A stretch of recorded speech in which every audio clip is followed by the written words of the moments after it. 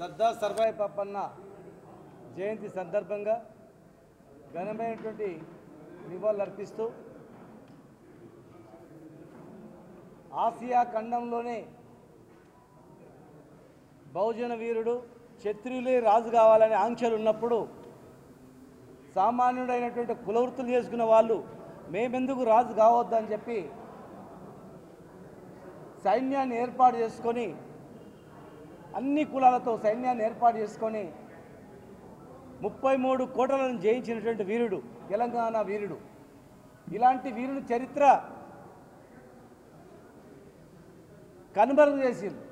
కానీ London Cambridge యూనివర్సిటీలో ఈయన చరిత్రను భద్రపరిచి వాళ్ళే ఒక పెద్ద ఇంగ్లీష్లో పుస్తకాన్ని రాసి మొట్టమొదటిగా పేర్వారం జగన్నాథం గారు ఆ యూనివర్సిటీకి పోయినప్పుడు సందర్శించి ఇంత గొప్ప చరిత్ర గల ఈ వీరుని చరిత్ర తెలంగాణలో కనుమరుగు చేసిర్రు, కేవలం తెలంగాణ బిడ్డ అయినందుకేనా లేకపోతే బహుజనుడైనందుక అని చెప్పి బాధతో ఆ పుస్తకాన్ని తెచ్చి ఆయన ఫోటోను ఇలా తెలంగాణ వ్యాప్తంగా ఆవిష్కరించడం, దాన్ని గుర్తించినటువంటి కేసీఆర్ గారు తెలంగాణ ఇలాంటి గొప్ప వీరుణ్ణి ఖచ్చితంగా మనం సత్కరించుకోవాలి, ఈ జాతికి చెప్పాలని చెప్పి మరి ఆ రోజు జయంతి వర్ధంతి ఉత్సవాలను జరుపుకోవడమే కాకుండా అధికారిక కార్యక్రమాలు చేసుకోవడమే కాకుండా వారి కోటను రచించడం,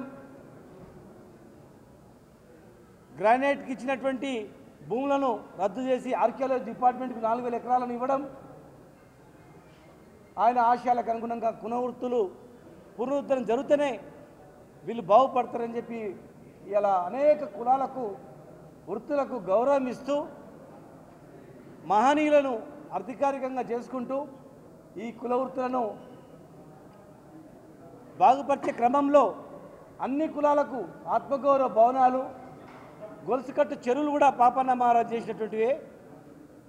అవన్నీ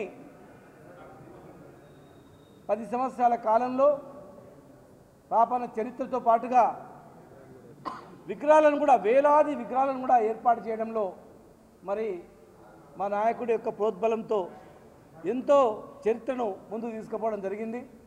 వైన్ షాప్ల రిజర్వేషన్ కావచ్చు, గీత కార్మికులకు వృత్తి పన్ను పూర్తి రద్దు చేయడం, నిజాం ప్రభుత్వంలో ఆయన కొట్లాడి వృత్తి పన్ను రద్దు చేయాలని చెప్పి కొట్లాడడం జరిగింది.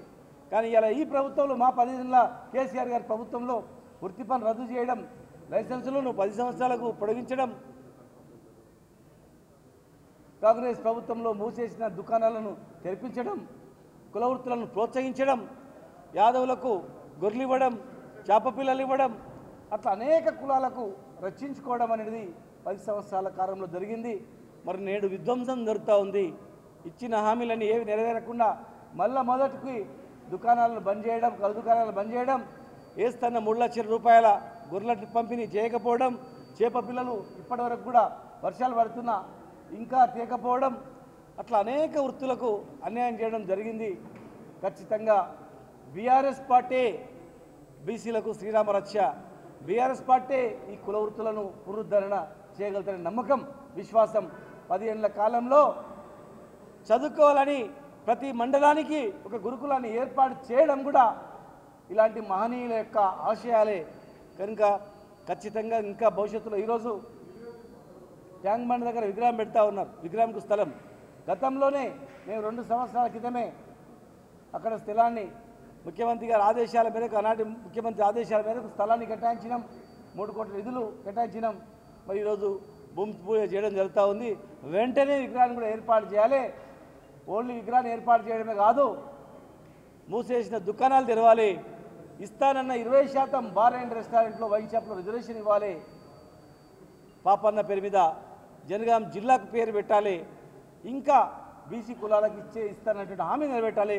ముఖ్యంగా 42% రిజర్వేషన్ను ఖచ్చితంగా అమలు చేసిన తర్వాతనే ఎలక్షన్లకు పోవాలని చెప్పని జయంతి సందర్భంగా మేము డిమాండ్ చేస్తూ ఉన్నాం.